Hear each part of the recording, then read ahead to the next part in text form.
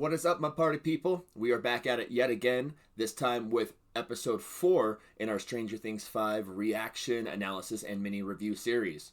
Just like the rest of the episodes in this series, we will be going through the episode.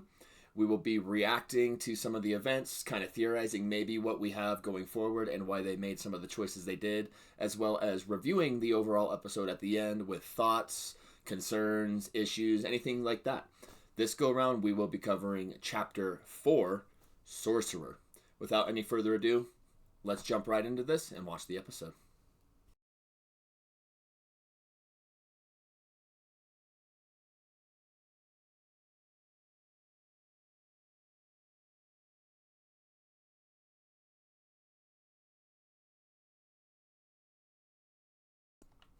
So I feel so awful for Derek in this moment. Like, he wakes up, he had a bag over his head, he rips it off, he's freaking out, his family's all in bags around him. But the one thing I really love about Joyce is she just has such a calming presence. She's explaining to him, like, we're not here to hurt you, this is my son. I really enjoy this episode starting like this. Like, Joyce is such a force for good and such a force of calm throughout this entire series. She has her moments of chaos, yes, but all in all, she's just such a good soul.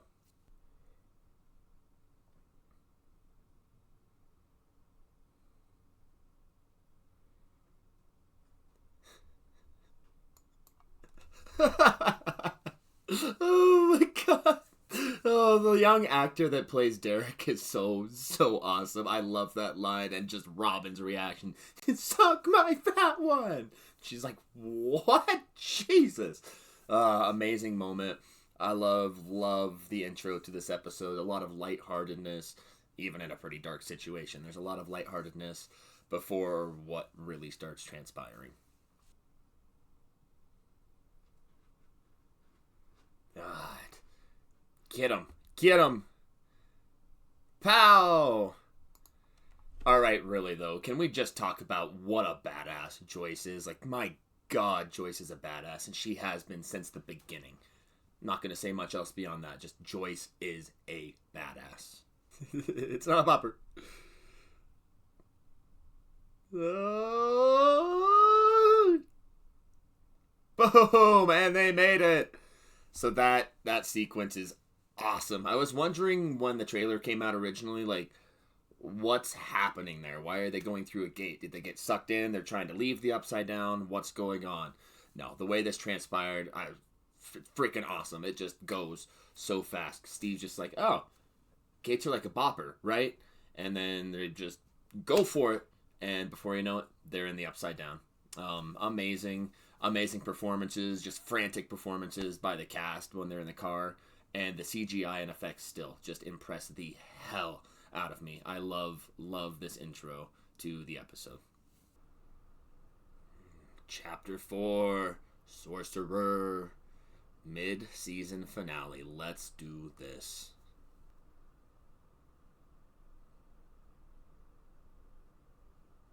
Okay, so couple things. So first of all, you've probably by now seen like some of the theories and stuff on TikTok, all across YouTube and stuff like that, but does that not look like the Mind Flayer?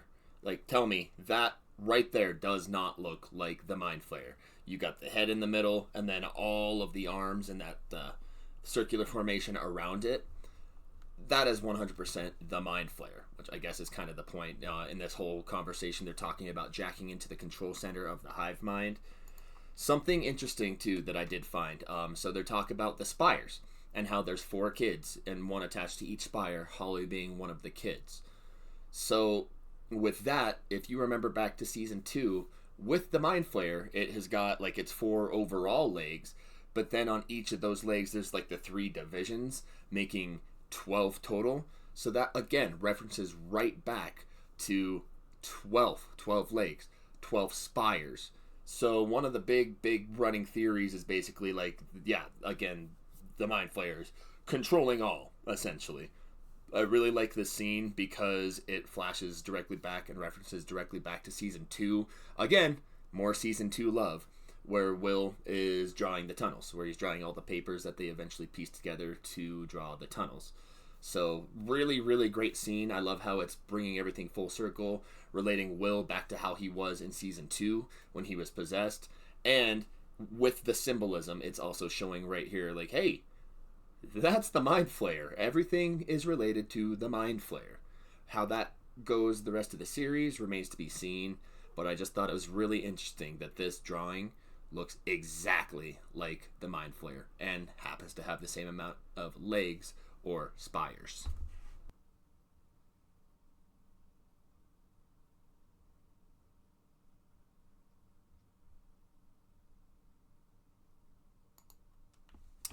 So this part I find really, really interesting for a variety of reasons. So first of all, the military and the buses where they go and take the kids out of their houses and are busing 73 kids to the Mac Z. I thought that was just kind of a wild idea to begin with. But Colonel Sullivan, when he's talking to Kay, and he basically asks her, "So you think 11 took these kids?"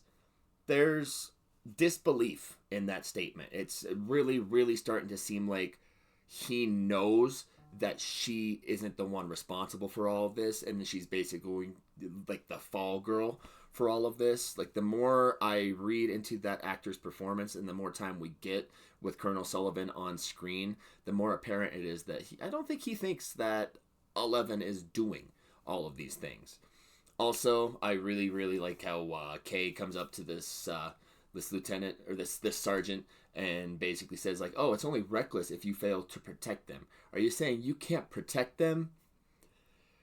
Time and time again in the past, they've shown that they've been kind of dumb, not the most effective force, by being taken down super easily by 11 and Hopper, by being taken down in a helicopter by 11. So I don't like that they're going ahead with this plan when, I mean, it's pretty obvious that they don't know how to protect themselves half of the time. How the heck are they going to protect 73 kids? I do think it's reckless, and I love that the sergeant calls Kay out for it.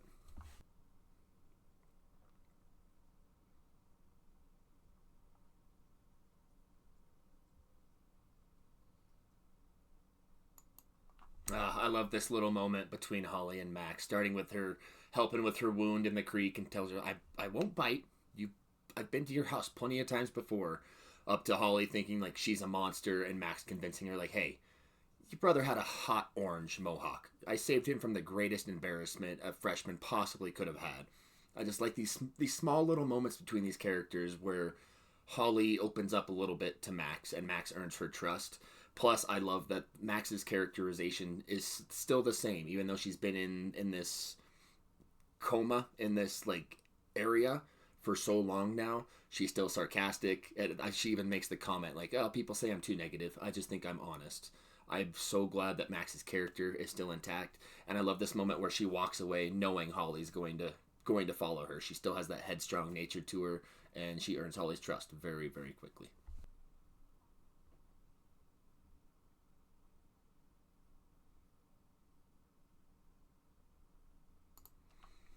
So, one very, very quick just comment on this. So, she's telling Holly that they're in a memory, or a place rather, with 1,000 memories, and that it's Henry's prison. One thing I find really curious, and I'm continuing to question, why did Henry bring Holly here? Why did Mr. Watson bring Holly here? In the original season, I mean, he literally just takes Will into the Upside Down, plugs him in somewhere, and does that. Like, I know that he doesn't want the others to be able to find Holly and the kids, but why specifically did he bring Holly here to where she feels comfortable and safe under Mr. Watson's wing? Something I find really, really curious that I'm sure we will get the answers for going forward.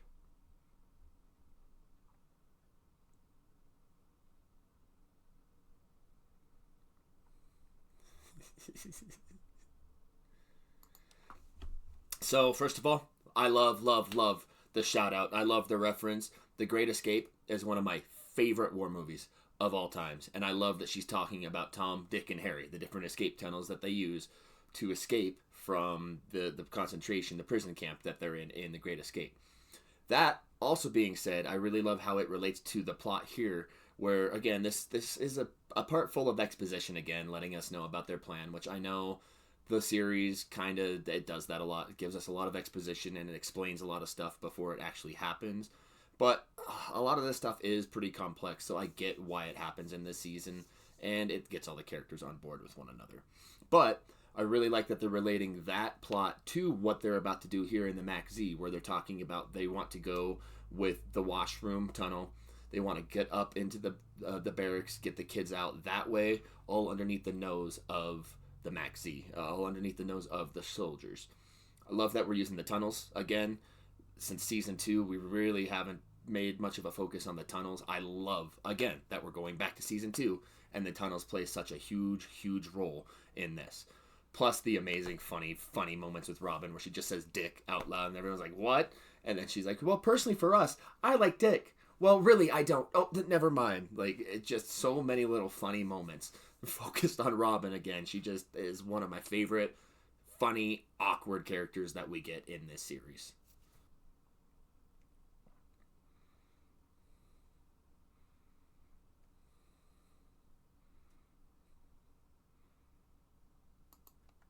All right, so I adore that. Everything that just happened in this entire scene, just really making things go at a rapid pace, even quicker. So first of all, I love how 11 is still staying steadfast, and she's proving to Hopper, like, I'm not a kid anymore. I know what I'm doing. We have trained for this moment. When she's talking about the lightning, and she chimes 7 seconds in between each strike, or the thunder, I love that she proves it to him. She counts down. She's like, see? I told you. And then immediately Dustin and them get a hold of them on the walkie, tell them, hey, meet us at Rome Cemetery Church. Just everything's moving so quickly. Half of the group's in the upside down. And then Hopper realizes, like, okay, so this is a lot more serious than we thought. Things are moving way quicker than we thought. He instills that trust in 11. He's like, okay, let's see if your training has paid off. You're going to let me jump? Yeah, I'm going to let you jump. Let's go. So I just really love that this trust is being instilled back in 11 again. She has her powers back completely. Hopper's realizing that she isn't this child anymore and that she's actually a force to be reckoned with, and I love that for her. I love that we are finally getting so much 11 action where he trusts her with everything that he is. I'm really loving that.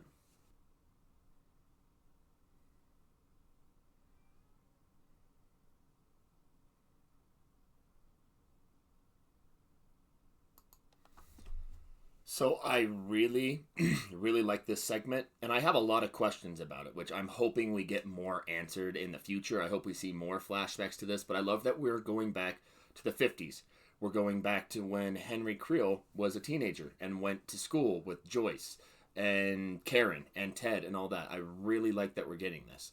Also, cool little special shout out. I really enjoy that for Joyce they used an actress. They didn't use CGI. They didn't use any of that. It is literally an actress that plays young Joyce.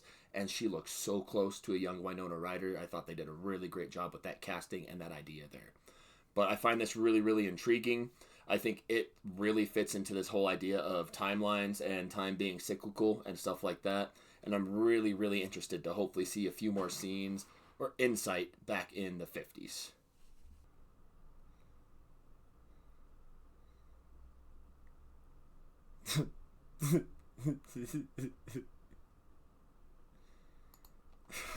God.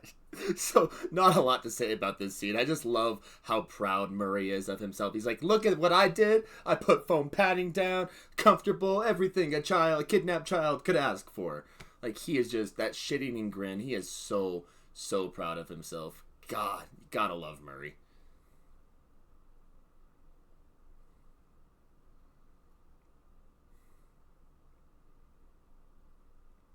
Oh. I love that. Joyce just inspires so much happiness and believes in people so much. She's like, remember, you're not dipshit Derek. You're delightful Derek. That being said, too, delightful Derek, God, the young actor that plays him does such a great job. Such a great job. I really like. I didn't think I was gonna like Derek as a character very much to begin with because he was definitely a little bratty at the beginning, but a lot of it makes a lot more sense. He becomes such a great character later on in this 4 episodes, and I love him in this episode. I think his performance is top notch. Also, the plan that they come up with in this part is pretty genius, and again, kind of shows just the ineptitude of the military in this show. Like, you've got this kid with a lunchbox just waltzing up to the gate, like, oh, my school's missing. And they just usher him right on in. I mean, yeah, I know he's the kid that they're looking for, the kid that's missing from the school, but it's just, they're not the biggest thinkers in the world. Like, he literally just waltzes right up. Why would a kid just waltz right up to a military gate if his friends are missing and basically everyone knows the military took them? Ay, ay, ay.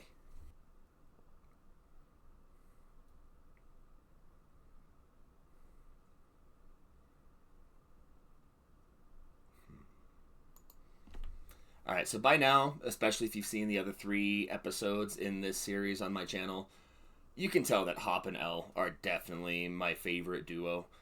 Just the amount of love that Hop has for Elle and the love that she has for Hop and the amount of trust that she has in Hopper. I just adore it. Like, that scene, the first time I saw this scene, I teared up. Like, she thanks him for teaching her, thanks him for trusting her, and he just replies with always. There's just such both a spoken and unspoken bond between these two, and I think the writers do such a great job conveying that in like every scene that they're in. And again, it's another direct reference back to season 2. Season 2 is where he taught her all of this stuff. It's where they really formed the character that Elle would go on to be, and the parent that Hop would go on to be. Even though he lost Sarah, he now has Elle. I love this pairing, and I love that they're working together in this military base.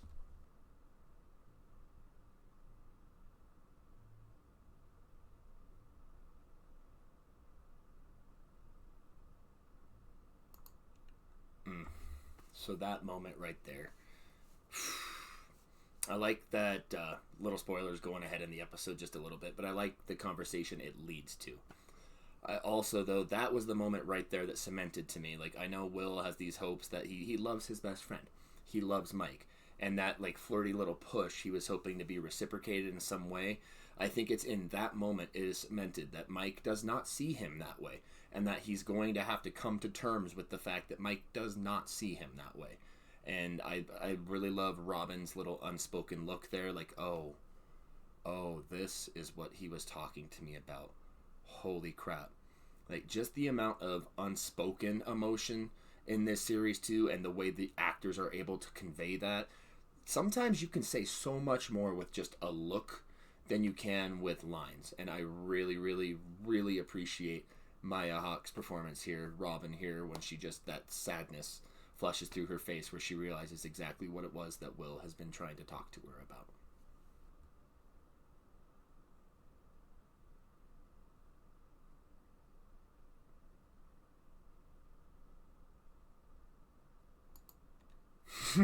First of all, I love Dustin's little retort back to Steve. He's like, oh, well, how did you figure that out, huh? He's like, because, unlike you, I didn't sleep through Algebra 1. But also, can we just appreciate what a genius Dustin really is? So that moment when he's listening to the radio in the car and he hears the interference and then realizes that he heard that back again on the road that they were on when they were driving around looking for Hop after everything went sideways. I love that he links that, oh my god, that's the same sound I heard. And then using his smarts and using his knowledge in algebra, he figures out that the wall is a circle.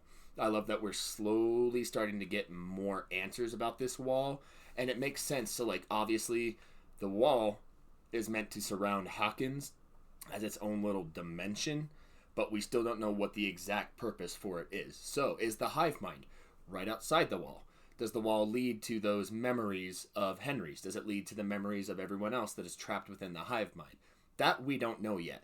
And I like that we are slowly starting to get these answers pieced together, where Dustin finds out that Hawkins' lab is the center of everything, is the center of the circle which the wall surrounds.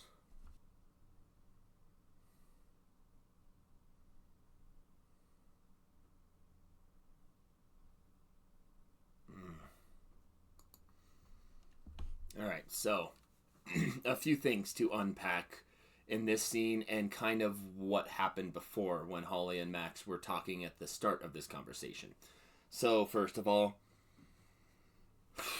this is freaking heartbreaking. Absolutely heartbreaking. She was that close to getting out and getting back to Lucas and going through the portal, and it just cuts off. Absolutely heartbreaking. I teared up the first time I watched this. Second, this goes back to the whole conversation that her and Holly were having about portals, about Camazotz, and the three ways out when you're a prisoner in a messed up prison world like this. So, like Max said, the first one is taking your own life. The second one is just coming to terms with your situation. And the third one is escape. So, obviously, in this scene with what just happened, the third door just closed. Escape just closed. She found where to go, and she didn't make it. So, now, what's about to transpire, things kind of changed a little bit for her. But with that being said, also, potential spoilers for the second batch of episodes we're going to get, specifically Chapter 6. So Chapter 6 is called Escape from Camazotz. Holly and Max were just having to talk about Camazotz, how it's the fictional world in The Wrinkle in Time that the dad gets trapped in. So obviously Chapter 6, one or both of them are going to escape. I have theories about what's going to happen, but again, we're going to save that for the theories video. But I just find it really interesting that she finds the portal, she finds the area to exit, but she didn't escape this time. That might be reserved for Escape from Camazotz. Lastly, I just really, really, really find this interesting that she's back here in the same area where Vecna has her captured the first time, where 11 sends Vecna away and basically stops him from completely finishing off Max. That again feeds into this whole idea of time loops. She's back here. She almost escaped in the exact same way that she escaped the first time in the Dear Billy episode. So that's just hammering the point home of escape, about the way she escaped, about the time loops. Like, she's been here before. Time is basically repeating itself. A lot to unpack in this scene and the conversation that they had, and that's just a few of the really, really big tidbits that I pulled out.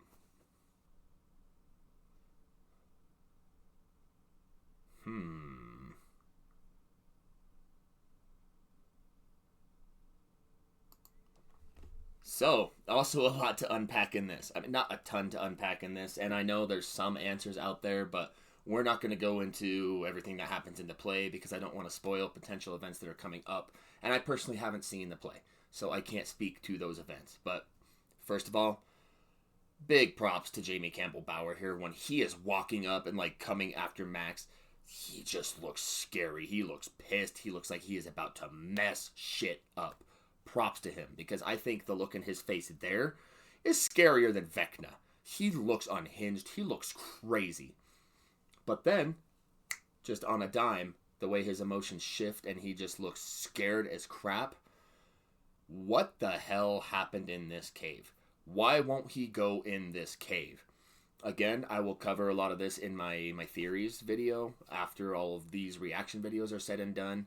But something really, really screwed up happened to him in this cave that is keeping him out of there.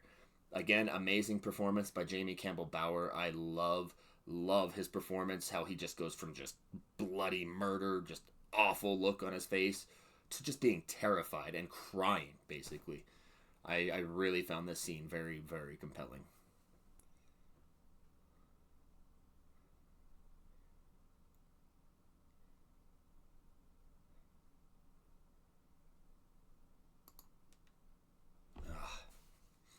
Again, and by now I probably sound like a broken record because of these past 3 episodes as well, but I just love every scene we get with Robin and Will.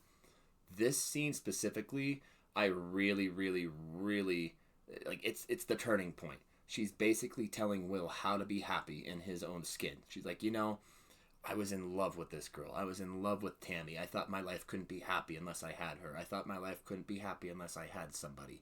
But then I saw a tape of me when I was a child, how young and carefree and happy I was without anyone else. And that's when it came to me. It was never about Tammy. It was always about me. I needed to embrace myself and who I was and stop being so damn scared all the time. So I finally was free to be rockin' Robin. First of all, those are words to live by. It's something that I think we all struggle with and we can all relate with. We have to be comfortable in our own skin. We have to love ourselves first and foremost. That's who you spend the most time with in your life. But how it relates to Will in this episode, I mean, it's been his struggle this entire series. Like, less so in season 1 and 2. You can see a little bit of that. In season 1, not really. But season 2, you could see a little bit of that forming in him and how he feels different. But especially in season 3, when Mike and him have that dialogue about how, like, what, you never thought we'd get girlfriends? You thought we'd be playing Dungeons and Dragons the entire time? It's not my fault you don't like girls.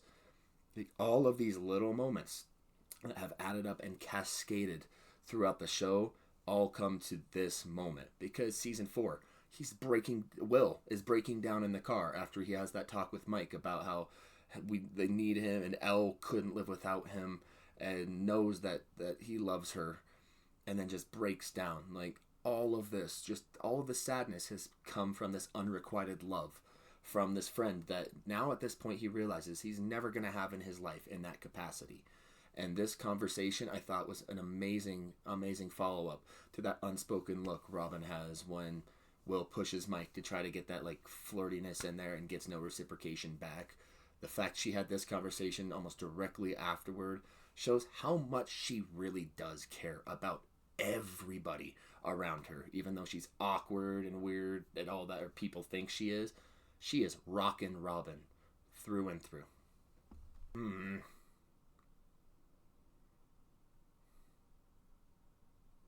God, that guy. So, I don't ever advocate, obviously, for the death of another human, but oh my god, it was in this moment I was so pissed that they left Sergeant Akers alive. Like, he's obviously going to be super angry after you just rooted around in his head and all of that shit. He's going to want to retaliate. He's going to be pissed. Why did they not secure him better? Why did they not tie him up better? I am so annoyed that they didn't. I realize we wouldn't get to where we are now with this entire scene, but God, I was so angry the first time I saw this, when I saw his smug face come around just all pissed off. I'm like, of course, you didn't tie him up well enough, you didn't secure him well enough, and now he's back with the vengeance. He brought the entire force down upon you because you guys did not secure him. I also was just pulse pounding, like, oh my god, just like freaked out this entire time. Like, this is not going to end well for one or both of them. This is not good where they are right now. The tension from this moment on in this episode just builds and builds and builds, and I just love how fast paced and crazy this episode really gets.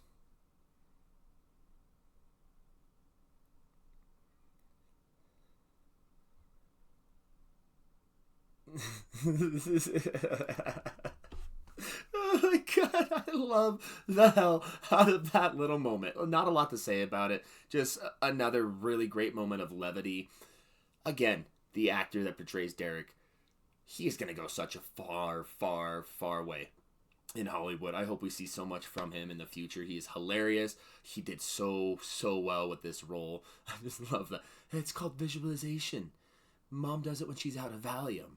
And then the teachers just wink, and she's like, oh, trust me, I get it. I freaking love that. We did mention this in a previous episode too, but one more time, just in case you missed it. I also adore that the teacher was Ross and Matt Duffer's acting coach back in the day. So literally, they're bringing the love around and gave her a role. They made this role just for her to show the immense amount of appreciation they have for her for teaching them through these years. I thought that was beautiful.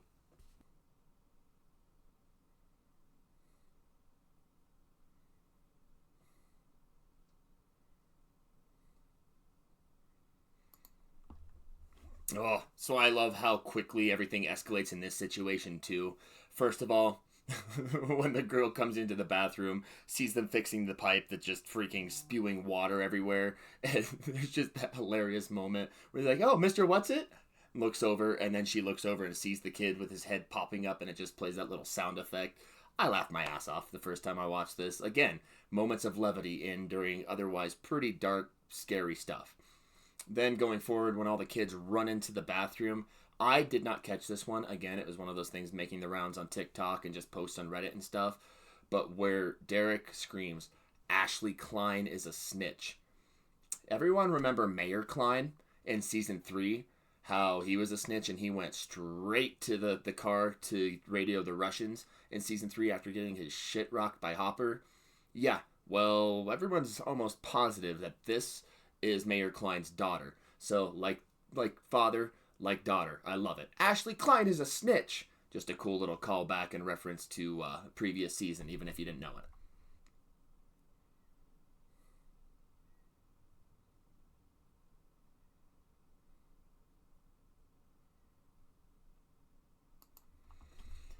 All right, so a few things about this scene and the scene that was in the same place directly preceding this before the events in the barracks. So, Lieutenant Akers. Why? Why did they not tie him up? Ah! Again, we'll get past that. But then I feel so bad for the doctor that was in the cabinet. Like, the scientist that was there, he was just doing his research. I mean, obviously, yeah, he's working for the enemy, per se, but he's collateral damage. Like, if he wasn't dead from that massive bonk on the head, he's definitely gone now after getting shot multiple times. So I felt awful for that character. He didn't really do anything wrong. He was just there. Referencing Lieutenant Akers. So when they bust into this enclosure with the tentacle, and he Pop beats the snot out of him, basically, I'm assuming at this point he's just passed out. I don't think that killed him. So I'm really, really curious to see, are we going to see a lot more of him going forward in the preceding events in the next 3-4 episodes, or is that it for him? I guess that remains to be seen. And then the thing I love the most, we all know this super clearly by now about heat versus cold, but again, a direct reference back to season 2. I love that Kay is explaining that the tentacle that is choking him thrives in the cold but is weak in the heat. Again, that is a direct reference back to season 2 when Will is possessed and he tells his mom it likes it cold. I just adore all of these direct callbacks to season 2 that we're getting. Season 2 is so important to the story, and I think it's going to be just as important in the next 4 episodes. So again, like I said in the last episode of this, if you guys have not seen season 2 in a while, go back and watch it 100%. I'm about halfway through it right now. I've been watching it again, and it's amazing. So many of the parallels that you see in that season versus this season.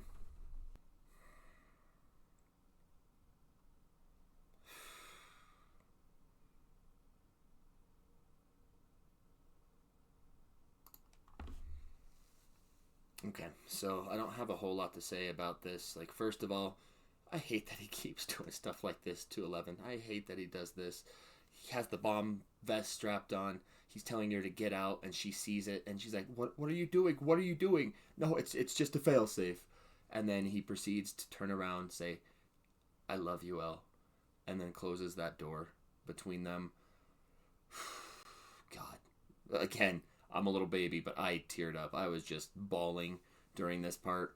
And then him coming down the hallway with the alarm, reminding him of the heartbeat machine when Sarah died and all that.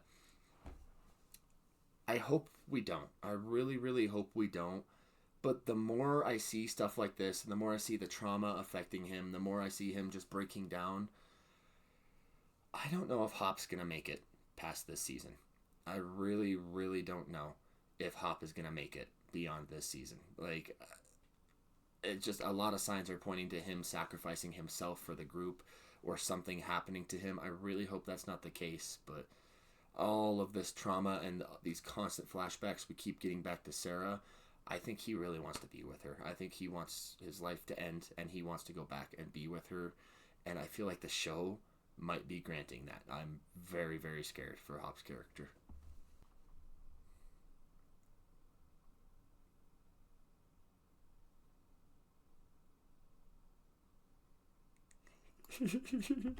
Okay, so not a lot to say about that moment at all. But again, God, I love Derek. I love Derek. He just snaps back like, "No, you and your men can't protect shit."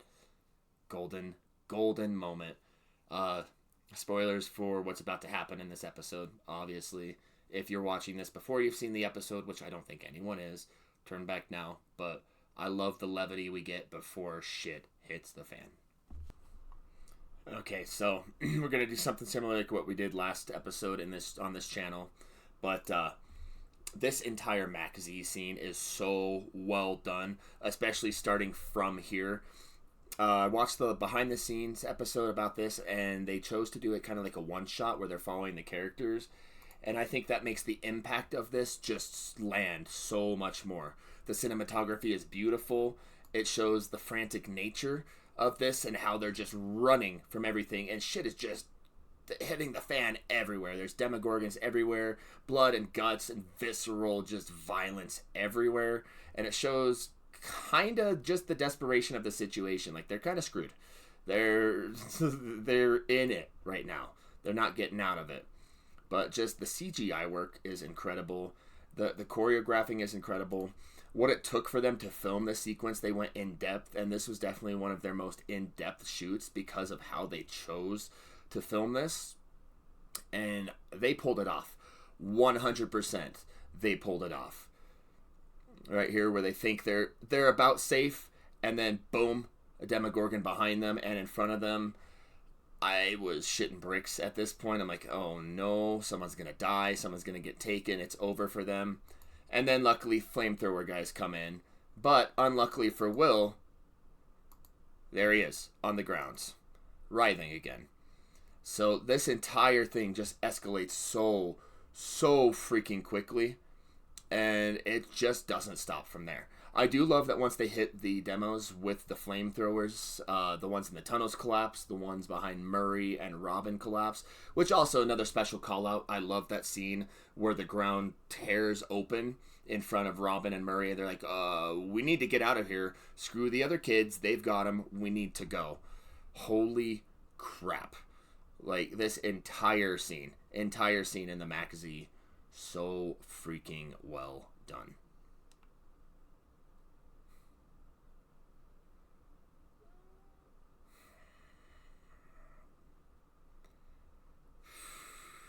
Oh my god. Goose bumps. So I said from the very get-go, since like season 2, about the Lost Sister episode, and how everyone just thought it was a useless episode. They hated it. They thought it was going to be a backdoor pilot. I mean, yes, that may have been their original intention, but since season 2, or like early season 3, I've been saying, like, no, we're going to see Callie again. We're absolutely going to see Callie again. Callie, not Callie. A lot of people didn't believe me. A lot of people thought it was just a wasted episode. But I just knew in my heart that at some point, probably in this last season to team up with them, we would be seeing her again. And lo and behold, here she is. Like, yeah, I get where people's frustration is, but it's just so heartwarming. Like, we're about to see it. Just the smile that spreads on her face when she sees that she has been saved by 11. I'm so excited for what is about to transpire. Like, you know that they're going to team up and they are going to just mess some shit up. So I'm really glad. Again, this is a reference straight back, a callback straight back to season 2. Like, yeah, that episode was a little weird diversion. It was placed kind of weird in the series where the demo dogs are climbing up the walls of the facility near the grand portal. Shit hits the fan, and then we cut to that, and we just do an episode entirely removed. I understand why people were upset when it came out, because it broke the pacing of that series a little bit, but I adored that episode and what it meant for Eleven's character growth, and that they, by the end, did consider each other sisters. So I'm so excited to see that transpire in Season 5 now. In this last 4 episodes, you know they're going to team up. You know crazy stuff's going to happen, and I cannot wait to see them interact again. Alright, this is going to be just a short little clip here, but can we talk about how terrifying and badass the redesign of Vecna looks? He looks insane. Like, there's no more Grinch jokes or anything. The vines are fully encapsulating him. He looks like he is straight from the Upside Down. And, like, the Upside Down and the vines are eating him, essentially. Plus, all the spines on his back, how they move and they writhe and stuff. And just the amount of movement that he has in him. Whew, well done. Well done, CGI department. Like, that redesign is terrifying.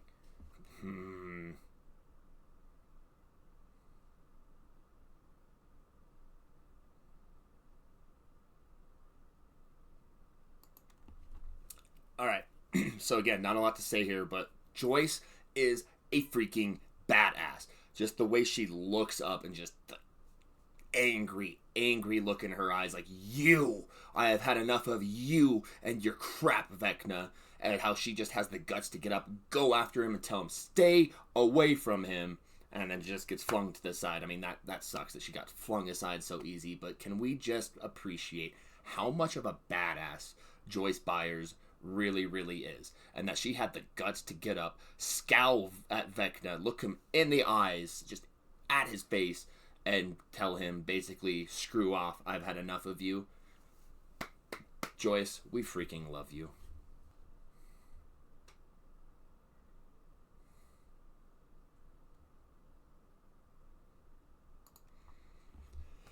So I really, really feel awful for Will in this moment. Just the things Vecna's saying to him. Just how scary as shit Vecna is in this scene.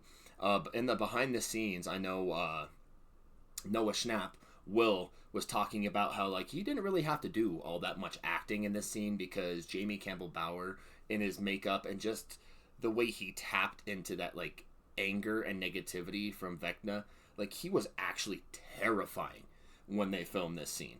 And it is, like, he's just laying it all out for Will, telling him, like, you are useless, you are the reason all of this is happening, some minds are not made for this world, they belong in mine, you showed me how easy it would be to tap into the potential of all these children because they are weak, fragile beings.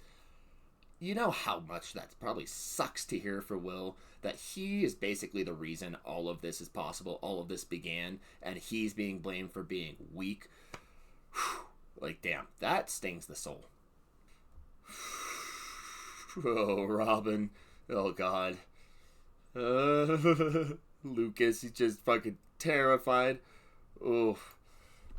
So this entire scene here, the first time I saw this, Death Grip, I was flipping out. I'm like, this is not good. We're going to end on the worst cliffhanger possible. We're not going to know who bites the dust. We're not going to know what the hell happens for another month. This is awful. This is awful. I really love the ramp up of this scene. And how Vecna just so uncaringly, he like drops Will. He's like, yeah, now you can just see all your friends die in front of you while I walk away. And then I'll be coming back for you. Amazing performance by Jamie Campbell Bower.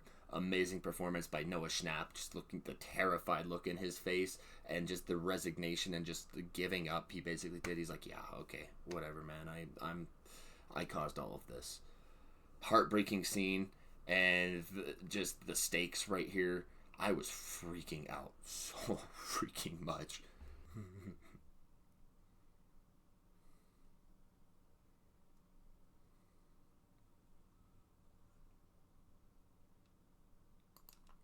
So I adore this part. So first off, it references back to the conversation that Will and Robin had in the tunnels just prior to this, where she's telling Will how at her grandma's house she was clearing bat droppings from the garage or from the attic and found these tapes and watched these tapes and sees this brilliant little girl, just no care in the world, just being herself, happy in herself. And that's when it clicked that she just needs to stop being so damn scared. I love that conversation is directly now being shown on screen, and Will is visualizing him as a child, himself as a child, in the style of these videotapes. Something else I thought was absolutely amazing about this part is a lot of the frames that were being shown here have been conversations throughout the series. I can't pick all of them out, but one that really, really stands out to me is in Season 2. Yet again, Season 2. Big deal. Is Mike talking to Will, I believe in episode 6, The Spy, where they're trying to bring him back from this like possession he's under, like this awful state he's under. It's either chapter 6 or chapter 8. I forget exactly which one, but that's beside the point. Like, the conversation is how he went up to Will and asked him if he wanted to be friends, and he just embraced him with open arms, and they were friends since that day. Well, that's what we just saw in the clip. That we literally just saw that in here. So I adore that they've been going back to previous conversations and previous moments that you wouldn't think much else of other than in the moment, and have referenced them in this part where Will is seeing all of his memories in his mind and referencing back to his innocence as a child before all of this awful, awful stuff happened to him.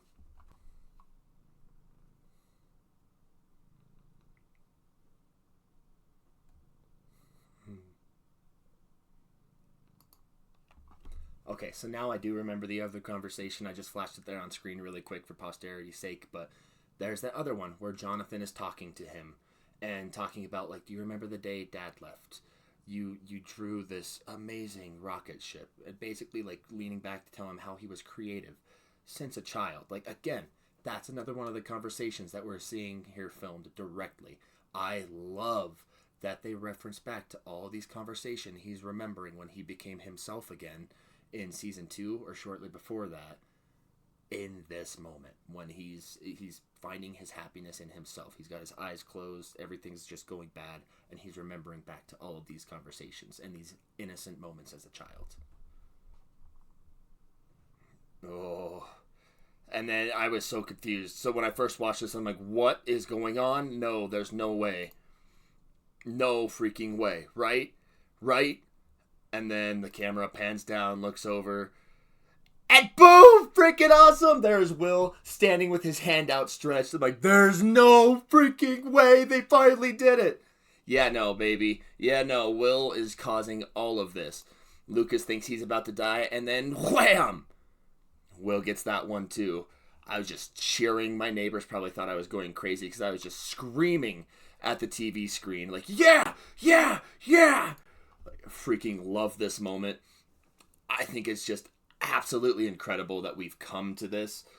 I'll talk in my theories video going forward a little bit. We're not going to cover in depth here. In the moment, I was really excited, but now I'm just like, oh, this might not be good. This could be a good thing. This could be a bad thing. Like, I don't know yet. But no, in the moment, I was screaming at the TV screen, just like, you get him! And I'm glad that his character arc had finally come to fruition, that Will does have powers. I was, the goosebumps, I was freaking out. Like, this was amazing the first time I saw this. Oh, and then the red, the true sight, he's seeing through their eyes, and then BAM! I lost it in that moment. I lost it. I was screaming. I was cheering. Like, Demogorgons literally just got Vecna'd. Holy crap. Holy crap. So, kind of talking, it's not really fully on the theory, but it references back to in an earlier episode. So where Robin is talking about how Will is a transceiver and can basically receive signals from the hive mind. I don't think he inherently has powers, obviously. Since he was flayed when he was younger, he has that direct connection to the hive mind, and I think he's directly using these powers from the hive mind to cause all of this. Even though he doesn't inherently have them, he's able to tap into them. But, oh my god, I was just screaming at this part. Like, for 2 minutes straight, like this entire outro here, I was just screaming. The first time I watched this episode, I was literally like in tears. I was laughing. I was screaming. Like, this was a hell of a moment to witness.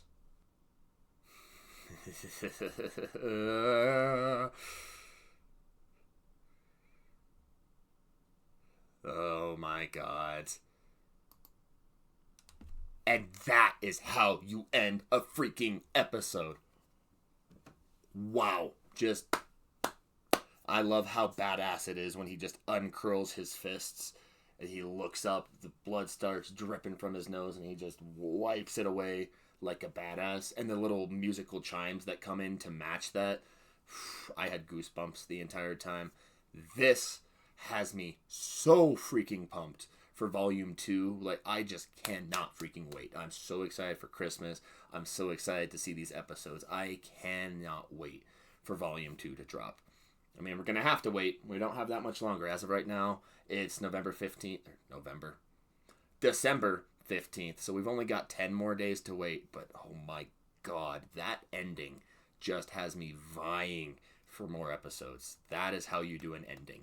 Noah Schnapp's performance, absolutely insane in that moment, and I just really think like Will really comes into his own and is just a complete and utter badass in that moment.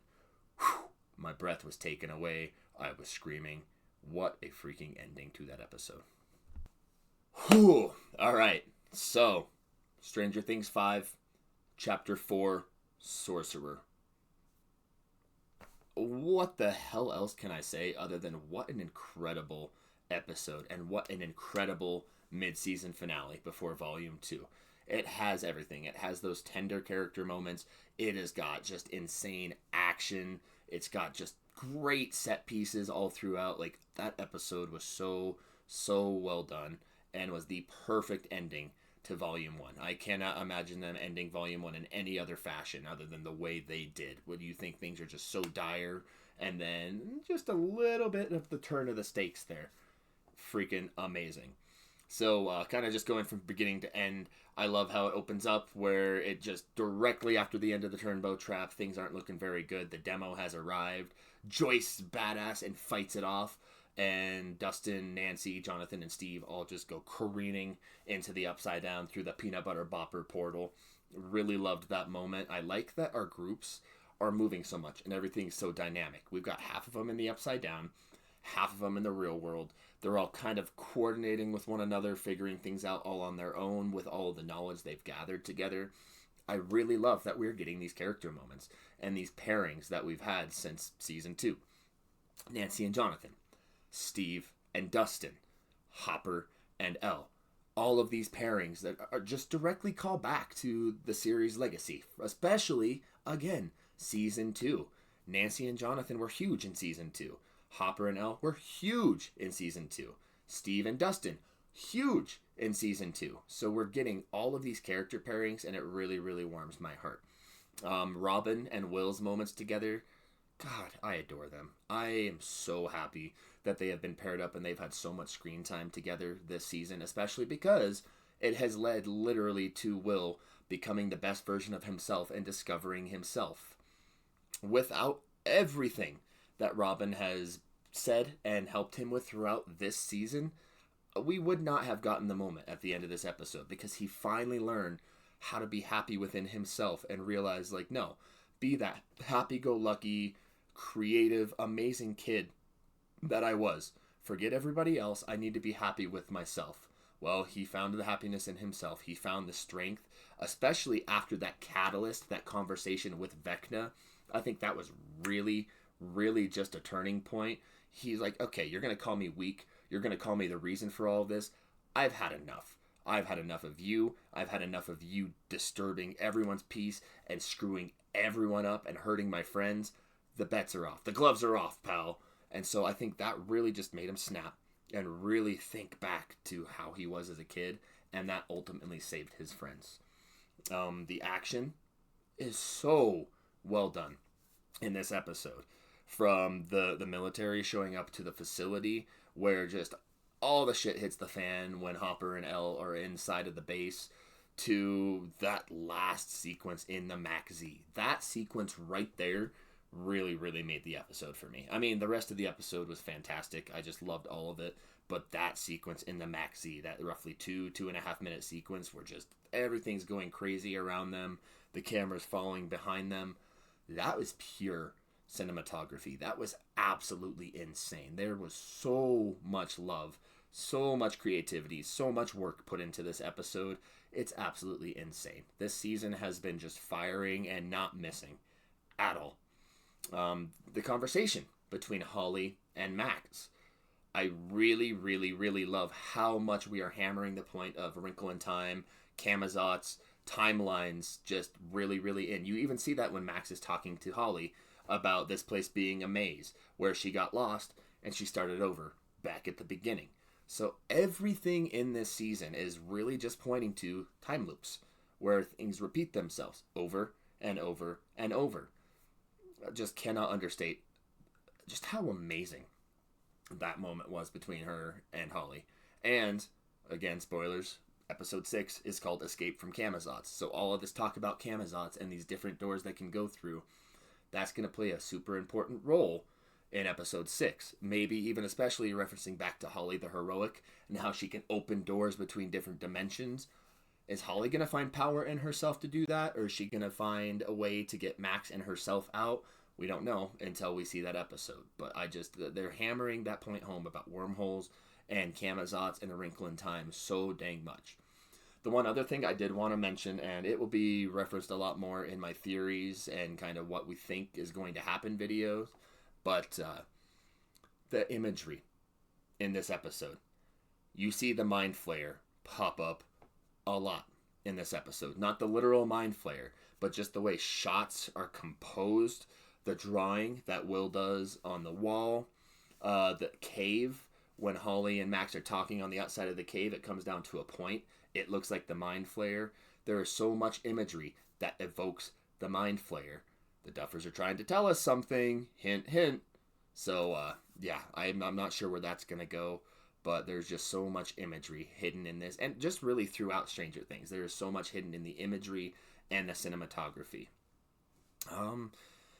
I could just go on and on about how much I appreciate this episode and its action set pieces, its slow character moments, but at some point I've got to stop rambling.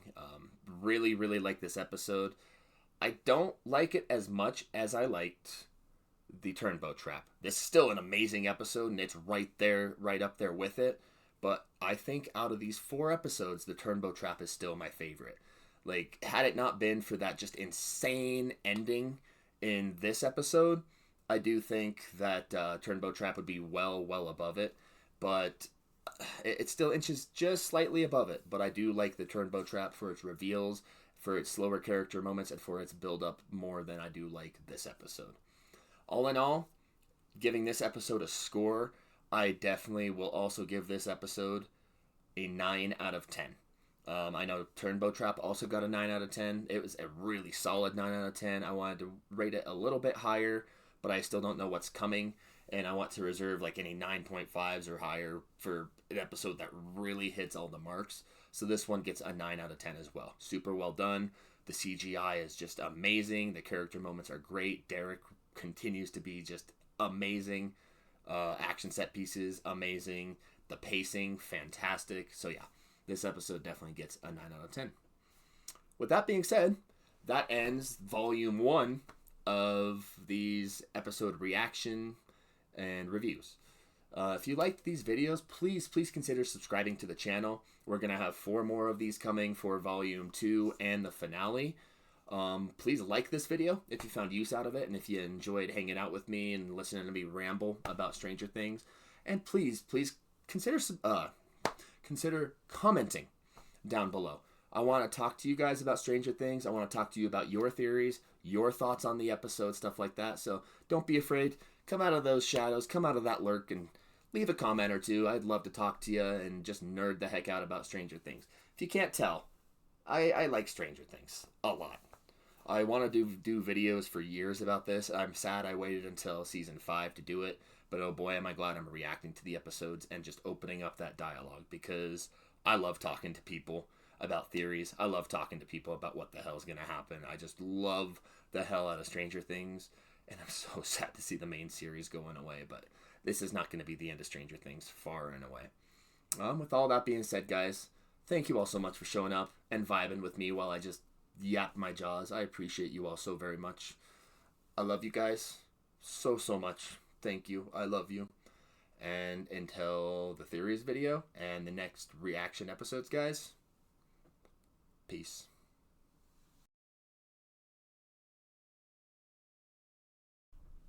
The sweet cat moment, I just had to include it. This guy is always saying hi.